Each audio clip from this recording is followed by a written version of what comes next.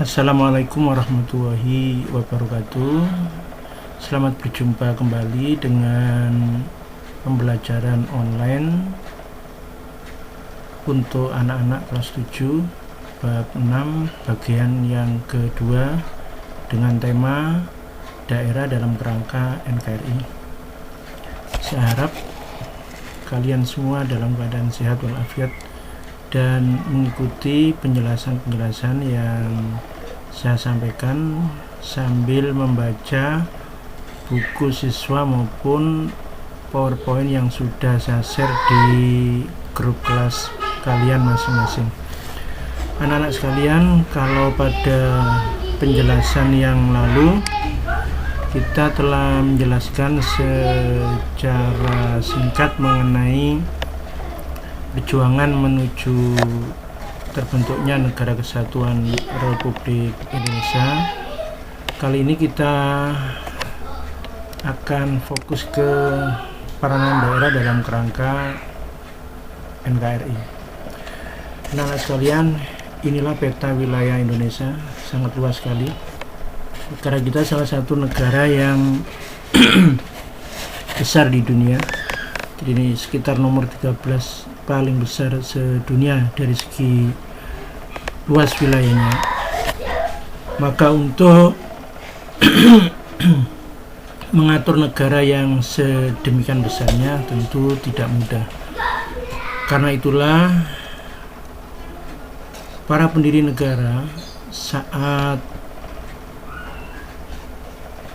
menyusun negara kita, sebelum negara kita terbentuk, ini sudah meraba-raba tentang bagaimana cara mengatur negara kita yang demikian luasnya itu.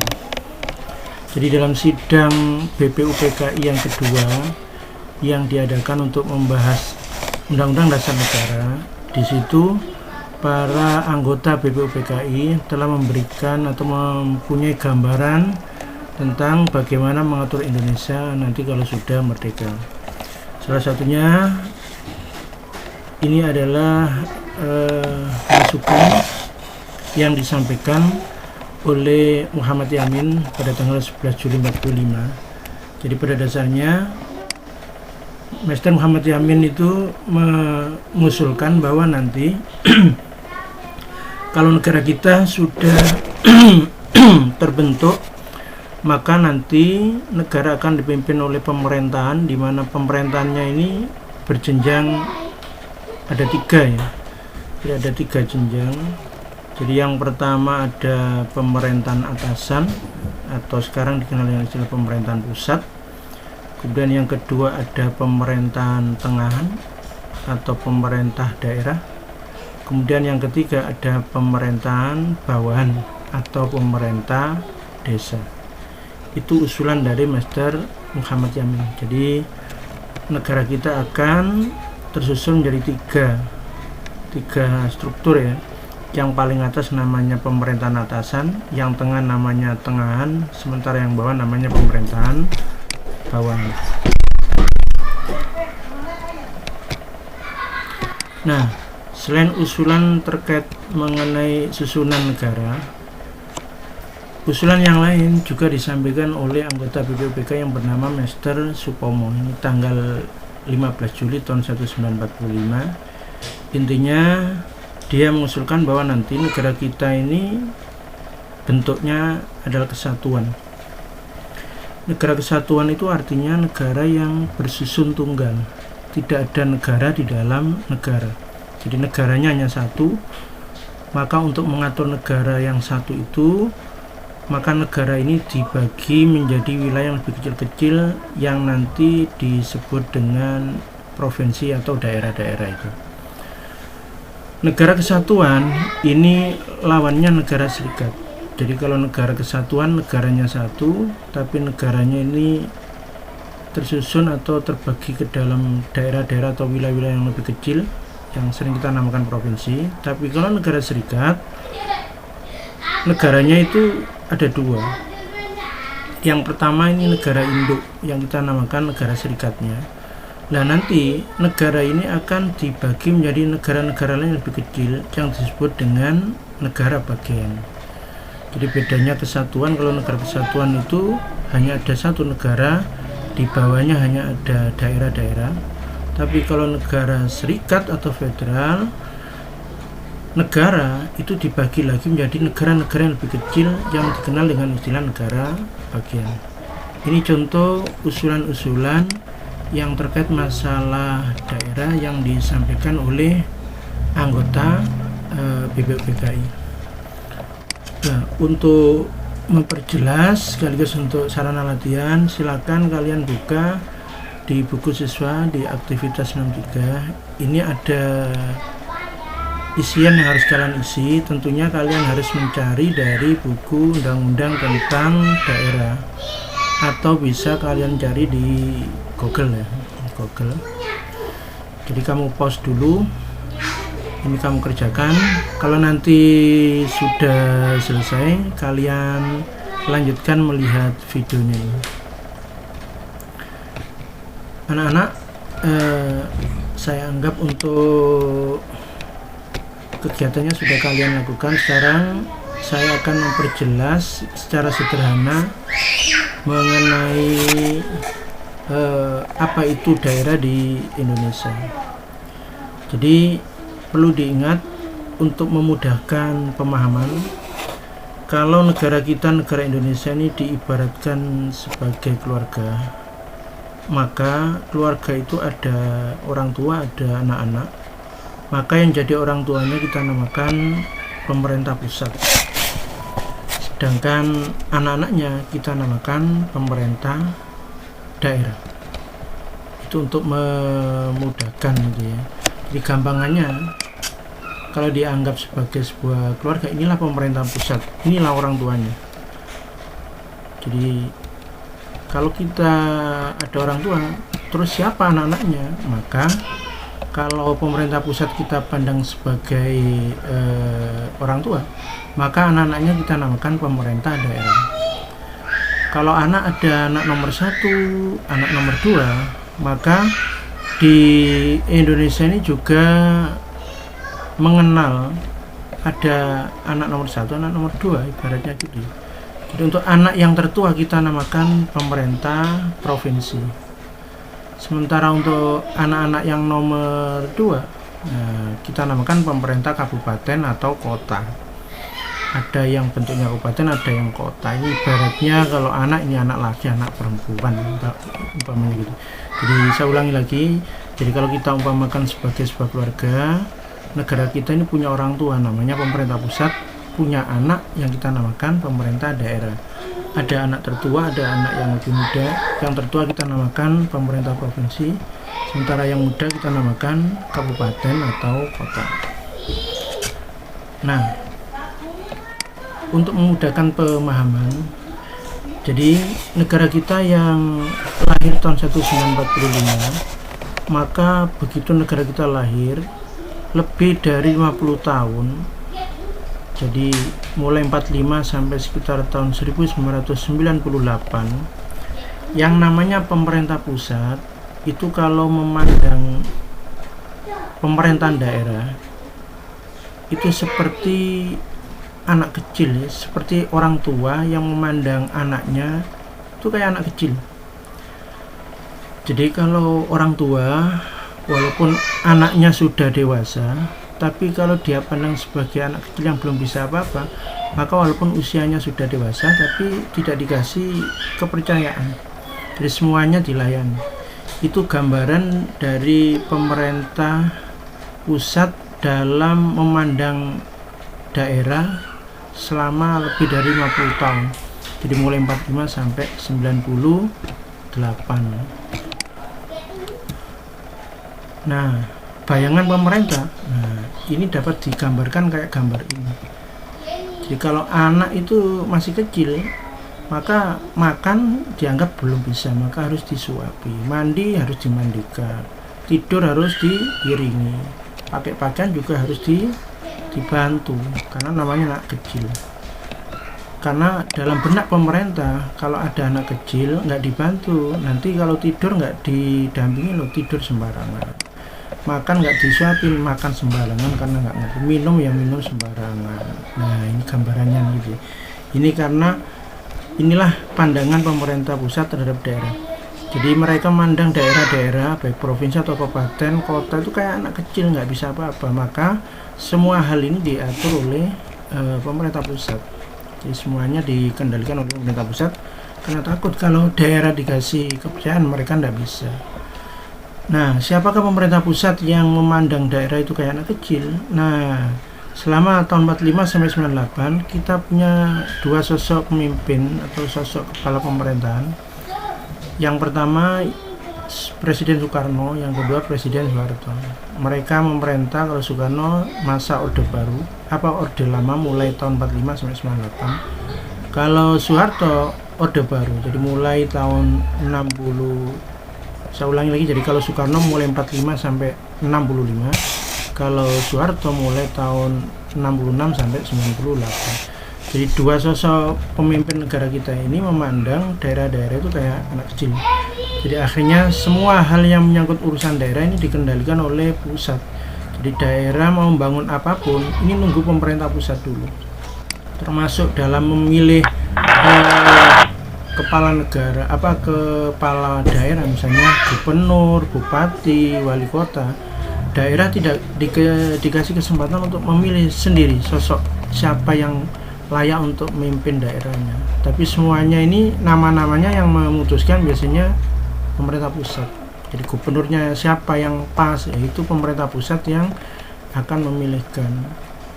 Ini menunjukkan bahwa pusat dari mulai tahun 45 sampai 98 memandang daerah dianggap masih belum punya kemampuan untuk memilih kepala daerah sendiri, untuk membangun daerahnya sendiri. Nah, alhamdulillahnya apa yang terjadi di mana pemerintah pusat ini memandang daerah itu kayak anak kecil, itu akhirnya berakhir semenjak tanggal 1 bulan 1 tahun 2001. Artinya setelah ada peristiwa reformasi tahun 98 yang membuat Presiden Soeharto akhirnya mundur, maka kita masuk zaman baru yang disebut dengan zaman Orde Reformasi. Saat itu dipimpin oleh Presiden Habibie dan nanti dilanjut oleh Presiden Gus Dur itu ya. Nah, jadi mulai tanggal 1 bulan 1 tahun 2001, maka daerah yang semula dianggap sebagai anak kecil, maka mulai tanggal 1 bulan 1 2001 daerah-daerah itu masih tetap dianggap sebagai anak, tapi tidak lagi anak kecil, tapi anak tapi dianggap sudah dewasa. Gambarannya menjadi anak tapi dianggap sudah dewasa. Apa artinya? Jadi daerah-daerah ini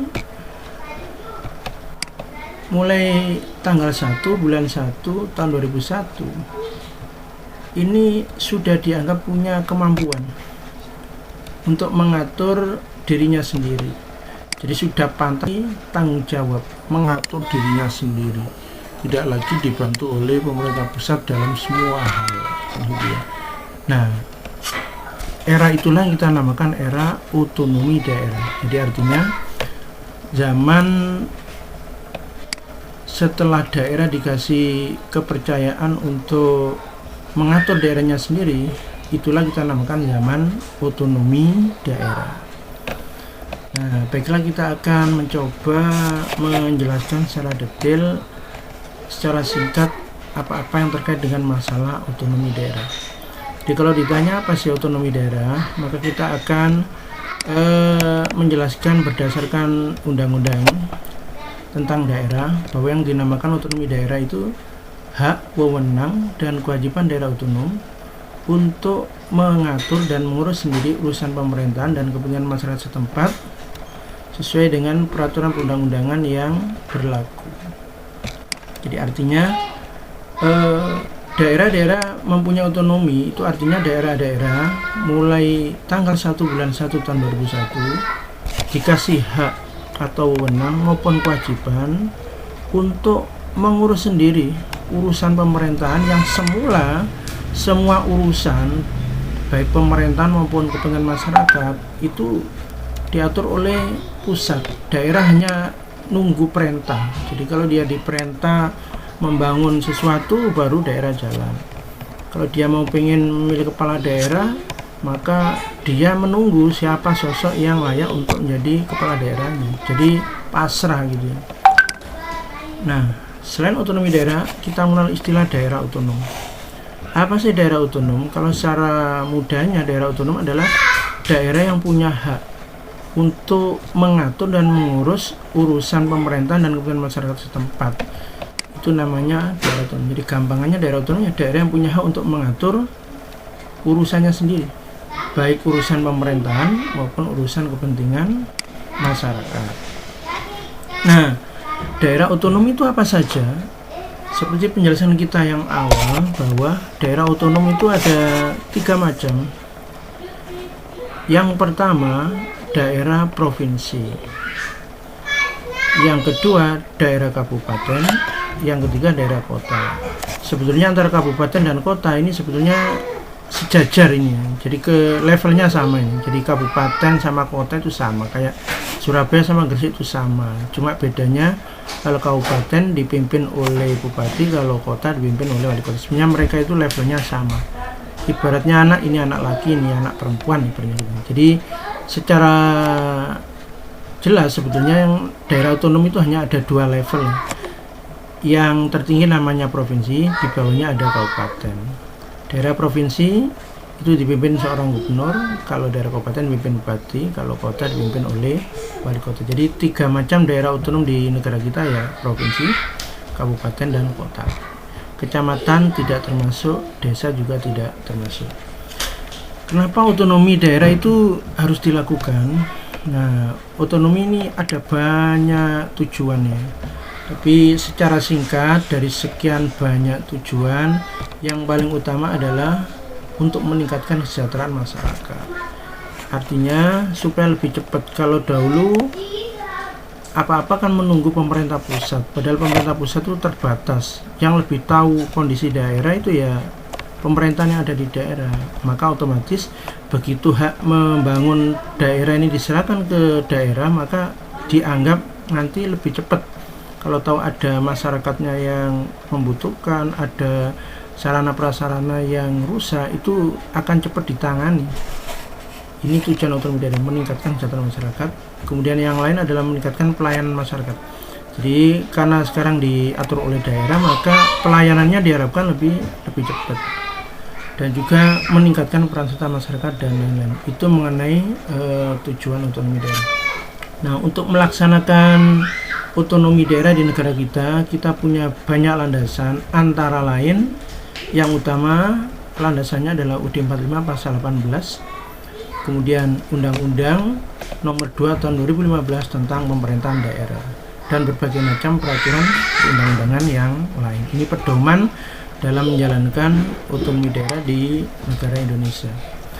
Nah, bidang-bidang apa yang sekarang diatur oleh daerah itu sebetulnya banyak bidang atau urusan yang dulu dikendalikan oleh pemerintah pusat di Jakarta, maka mulai tanggal 1 bulan 1 tahun 2001 ini diserahkan ke daerah. Antara lain dari sekian lebih dari 20 bidang. Yang paling gampang misalnya bidang kesehatan. Jadi dulu masalah kesehatan ini urusan pemerintah pusat total. Kalau sekarang enggak. Di puskesmas ini urusan daerah. Penyediaan dokter, tenaga kesehatan itu sekarang ini daerah punya hak mengangkat dokter, membangun puskesmas dan lain-lain. Yang kedua, pendidikan. Ini juga diserahkan ke daerah. Jadi kalau ada sekolah yang bangunannya ambruk, maka ini merupakan kewajiban daerah sendiri, baik provinsi atau kabupaten kota. Yang lain masalah ketenaga kerjaan, misalnya menentukan upah minimum di satu daerah, dan masalah pertanahan, dan yang lain masalah tata ruang. Jadi memutuskan wilayah ini termasuk wilayah industri apa wilayah pertanian, jadi daerah dikasih hak untuk memutuskan sendiri. Jadi misalnya Kecamatan Manyar. Nah, Kecamatan Manyar ini tata ruangnya ini masuk area industri apa pertanian. Nah, itu ada gambar ibaratnya itu ya, detail rencana tata kotanya. Jadi di situ nanti kalau dianggap wilayahnya kurang subur, biasanya akan dijadikan sebagai ruang tempat untuk industri. Nah, dan lain-lain bidang urusan yang juga diserahkan ke daerah, ada lebih dari 20. Cuma walaupun semenjak tanggal 1 bulan 1 tahun 2001 kebanyakan urusan yang semula dipegang oleh pusat telah diserahkan ke daerah, namun ada beberapa urusan yang tetap dipegang oleh pemerintah pusat. Apa saja itu? Antara lain ada 5 urusan ini. Jadi yang pertama terkait masalah politik luar negeri. Jadi hubungan dengan luar negeri ini tetap ini masih di bawah kendali dari pemerintah pusat. Yang kedua terkait masalah pertahanan dan keamanan. Ini juga masih dipegang oleh pemerintah pusat. Artinya daerah walaupun telah mempunyai hak untuk mengatur daerah sendiri, tidak boleh misalnya untuk menjaga keamanan daerahnya mereka daerah itu membeli kapal perang sendiri atau pesawat tempur, tank, nggak boleh membeli senjata. Karena apa? TNI, polisi itu adalah pemerintah pusat. Jadi artinya mereka itu bukan pegawai daerah, mereka adalah pegawai pusat. Jadi termasuk peralatan yang dipunyainya itu adalah milik pemerintah pusat, bukan lagi daerah. Yang ketiga terkait masalah peradilan, ini juga masih tetap urusan pemerintah pusat. Kemudian moneter dan fiskal serta agama.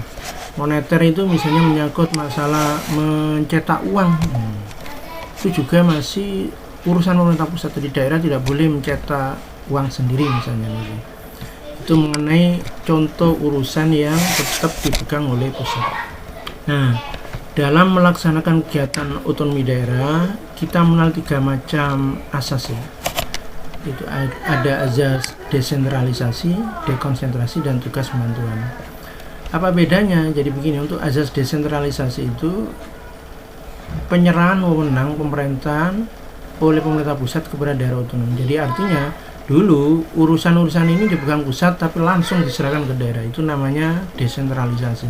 Kayak masalah pendidikan tadi ya, itu termasuk desentralisasi. Jadi dulu urusannya dipegang pusat, sekarang diserahkan ke daerah. Jadi wes pasrah bongkar kepada daerah, itu namanya desentralisasi. Ada juga yang disebut dengan dekonsentrasi. Dekonsentrasi itu pelimpahan wewenang pemerintah oleh pemerintah pusat kepada gubernur sebagai wakil pemerintah pusat. Ini maksudnya adalah urusan tetap dipegang oleh pusat, tapi karena keterbatasan jumlah pegawai dan lain-lain, maka pemerintah pusat ini bisa gampangannya ini minta bantuan kepada daerah untuk melaksanakan tugas mewakili pemerintah pusat. Kemudian yang ketiga, tugas pembantuan. Ini hampir sama dengan dekonsentrasi yang gitu. Jadi penugasan dari pemerintah pusat kepada daerah atau desa. Jadi untuk tugas pembantuan ini sama, karena keterbatasan personel dan lain-lain, yang namanya pemerintah pusat bisa menugaskan daerah untuk melaksanakan tugas tertentu, misalnya menarik pajak. Nah, kalau pemerintah pusat harus menarik pajak sendiri tentu sangat terbatas. Mereka bisa minta atau menugaskan kepada daerah, kabupaten, kota, kecamatan sampai desa itu untuk melaksanakan tugas penarikan pajak. Itu namanya tugas pembantuan. Jadi mirip antara dekonsentrasi sama tugas pembantuan. Nah, selanjutnya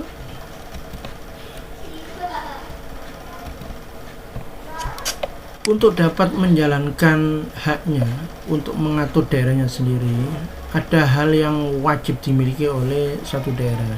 Dia harus punya sumber-sumber pendapatan.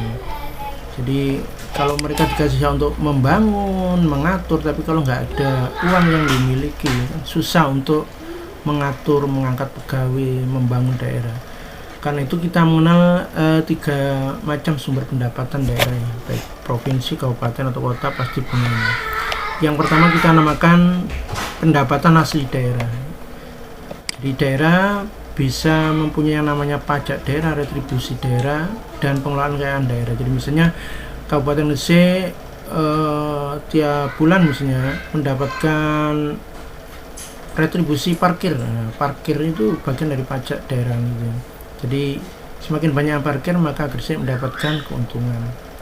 Atau pengelolaan kekayaan daerah. Jadi Gresik punya apa itu? Punya misalnya tanah, kemudian tanahnya dibangun sentra industri apa, kemudian disewa oleh pihak lain, maka Gresik akan mendapatkan penghasilan. Yang kedua, selain pendapatan asli daerah, ada dana perimbangan. Dana perimbangan ini berasal dari pusat. Ini adalah dana-dana yang diberikan oleh pemerintah pusat untuk membiayai pembangunan-pembangunan yang biasanya skupnya besar. Nah, biasanya dana perimbangan itu juga bisa berbentuk dana yang digunakan untuk membayar para pegawai negeri dan lain-lain. Ini termasuk dana alokasi umum gitu ya. Yang lain-lain, daerah untuk mengelola daerahnya punya sumber pendapatan yang dinamakan lain-lain pendapatan daerah yang sah. Misalnya mendapatkan bantuan dari pihak swasta atau hutang kepada pihak lain. Ini juga bisa dijadikan sebagai sumber pendapatan daerah. Nah, untuk menjalankan pemerintahan di daerah supaya tidak melenceng dari apa yang dimau oleh rakyat, maka pemerintahan daerah baik gubernur, bupati, wali kota akan dibantu sekaligus diawasi oleh wakil rakyat yang bernama DPRD. Nah, DPRD itu ada 3, ada DPRD provinsi yang mengawasi tugasnya gubernur dan membantu gubernur, DPRD kabupaten itu membantu dan mengawasi bupati, dan DPRD kota membantu dan mengawasi tugas dari wali kota. Secara umum tugasnya yang pertama bersama dengan pemerintah daerah membentuk peraturan daerah. Yang kedua menetapkan rancangan anggaran pendapatan belanja, dan yang ketiga melakukan pengawasan. Itulah sekilas mengenai peranan daerah dalam kerangka NKRI. Sebetulnya daerah-daerah di Indonesia ini telah berperan penting dalam kerangka negara kita. Jadi mulai saat sebelum negara kita terbentuk, jadi saat kita berjuang membentuk negara, maka perjuangan di Indonesia ini kan dilakukan di berbagai daerah dipimpin oleh tokoh-tokoh pejuang. Itu peranan yang dilakukan oleh daerah saat kita masih berjuang untuk mendirikan negara. Maka muncul sosok-sosok tokoh pejuang sebagaimana yang pernah saya sampaikan di depan. Bagaimana setelah kita merdeka, maka peranan daerah ini juga semakin besar. Karena daerah ini kan pusatnya sumber kekayaan alam, juga pusatnya berbagai bahan tambang. Jadi mereka ini kan mempunyai kekayaan. Maka apa yang bisa diperankan oleh daerah setelah kita merdeka? Jadi daerah ini salah satu yang bisa diperankan antara lain kekayaan-kekayaan yang dimiliki oleh daerah. Ini bukanlah kekayaan daerah itu sendirian. Jadi kekayaan yang dimiliki oleh daerah-daerah di Indonesia itu dianggap sebagai kekayaan seluruh bangsa Indonesia. Jadi kalau misalnya mereka punya tambang-tambang yang banyak, nanti keuntungannya ya untuk seluruh bangsa Indonesia. Jadi secara singkat kesimpulannya, peranan daerah dalam negara kesatuan Republik Indonesia ini antara lain, satu, ikut bersama-sama mempertahankan negara kita dari berbagai macam gangguan, kemudian juga melaksanakan pembangunan. Jadi artinya suksesnya pembangunan Indonesia tidak bisa lepas dari suksesnya pembangunan di daerah-daerah, dan juga meningkatkan kesejahteraan masyarakat. Jadi masyarakat daerah itu sejahtera, maka masyarakat Indonesia juga sejahtera, dan lain-lain yang bisa dilakukan oleh daerah. Nah, untuk penutup, perlu diketahui kalau negara kita seperti saya bilang itu kan terdiri dari berbagai daerah ya. Jadi ada 34 provinsi yang ada di Indonesia. Nah, kemudian dari berbagai provinsi itu akan dipecah lagi menjadi daerah yang lebih kecil yang disebut dengan daerah kabupaten atau kota, dari ribuan lah gitu ya. Nah, untuk nilai-nilai yang terkandung dari daerah dalam perjuangan berdirinya negara kita ini ada beberapa, misalnya perjuangan melawan penjajah oleh daerah memiliki arah tujuan yang sama, yaitu kemerdekaan dan seterusnya. Anda bisa baca sendiri nanti di buku siswa, termasuk nilai-nilai yang harus disadari dalam rangka pemahaman pentingnya daerah, yaitu bahwa kemajuan daerah itu akan lebih cepat tercapai apabila bangsa kita ini bersatu. Bersatu itu artinya saling membantu satu sama lain, dan seterusnya bisa dijelaskan sendiri ya. Yang penting untuk itu maka kita harus menghindarkan beberapa sikap ya. Salah satunya adalah sikap yang bertentangan dengan persatuan bangsa, yaitu sikap etnosentrisme, menganggap budaya daerahnya dianggap lebih tinggi, jadi dia mengutamakan kelompok daerah, milik daerah dan lain-lain. Ini sikap yang dihindarkan dalam rangka mewujudkan persatuan bangsa. Nah, yang perlu diwaspadai untuk mempertahankan keberadaan Negara Kesatuan Republik Indonesia, ada beberapa ancaman yang sering mengganggu kita. Jadi yang pertama, gerakan separatis. Separatis itu daerah ingin membentuk negara sendiri, jadi memisahkan wilayah. Terorisme, konflik komunal, itu konflik di masyarakat, kerusuhan sosial dan lain-lain. Ini kalau bisa kita atasi, maka insya Allah negara kita akan tetap lestari ya, sampai kapanpun. Oke, itu yang bisa kita jelaskan. Nanti langsung kalian kerjakan di buku siswa di aktivitas 68, kemudian aktivitas 61, aktivitas 62 dan aktivitas 63 dikerjakan di buku catatan ya. Oke, semoga kita bisa bertemu kembali di kesempatan yang lain secara langsung di kelas, dan semoga wabah yang membuat kita nggak bisa untuk sekolah secara langsung bisa